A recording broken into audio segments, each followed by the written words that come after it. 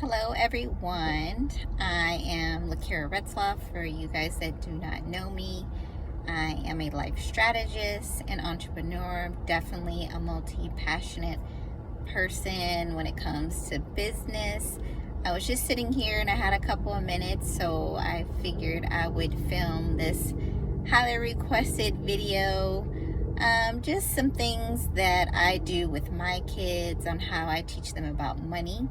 It is a process. I am still on this journey, and I figured I would take you guys along with me. And if there's any questions you may have, let me know what you want to know so I can continue to create videos and just get that information out there. So some of the things I wanted to talk about, and it could be for your kids or your grandkids, or even if there's a young person watching this and they're trying to figure out how they can have their own money. Everybody likes to have their own money, so this is for everyone. One thing I can recommend is have a bank account. My kids have bank accounts. If you guys are doing like with your grandkids or for a younger kid, maybe you can start with a jar and they can have money that they spend and then money that they save. Or if there's something like a trip or a big ticket item that they want, maybe they can have a separate jar for that. With my kids, they have a checking account, which they usually spend out of. They have a savings account, which they normally don't touch. And then they have another savings account that we keep money in for them to travel because they love to travel.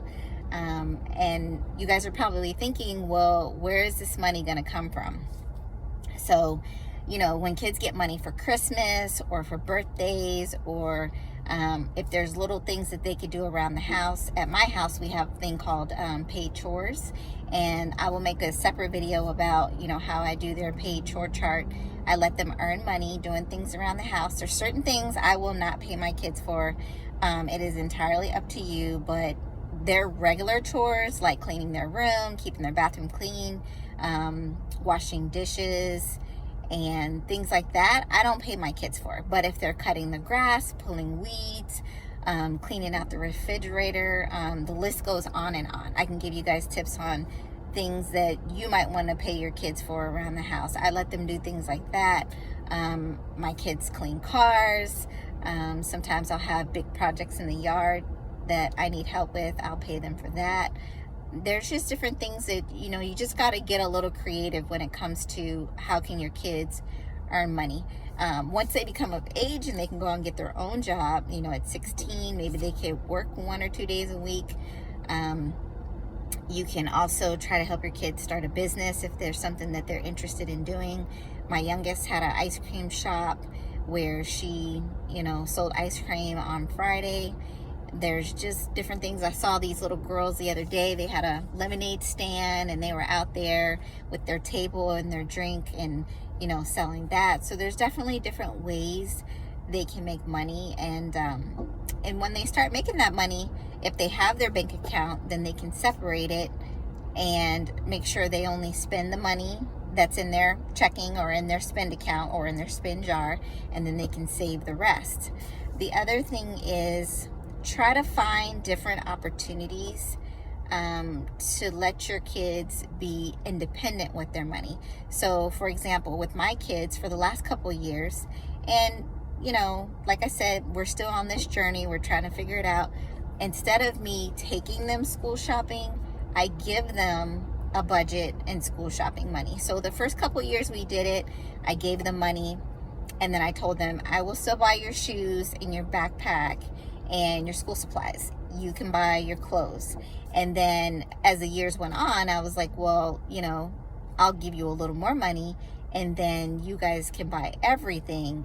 And you'll be surprised when they have to have a budget and they have money that they have to go out and spend, they will pay more attention versus, okay, I want 5 of these and 10 of these. It's more like, oh, okay, well, I could use this for now, and then maybe I'll come back later and buy some more stuff. And then they hold on to that money. And then maybe throughout the school year, every now and then, you know, sometimes I might give them money extra, like if the season changed, or, You know, if I see something's getting too small, then I'll give them another budget so they can go shop with that. So at first they started using their cash, and then since COVID hit and, you know, just the way things are, you know, whether you're shopping online, so now I start to put the money in their account, and so they can see the money in their account. I highly suggest, if you know you have a kid that's 13 and up, that they have their own bank account so they can start learning how to use it, because I don't believe they teach that in school.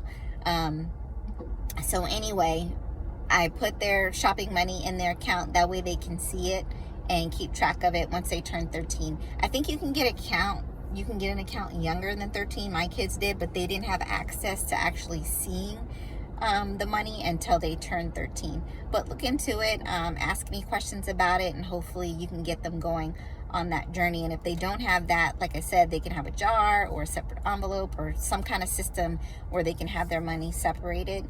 Also, like Halloween is coming up. It's 1st of October. I give my kids their budget for their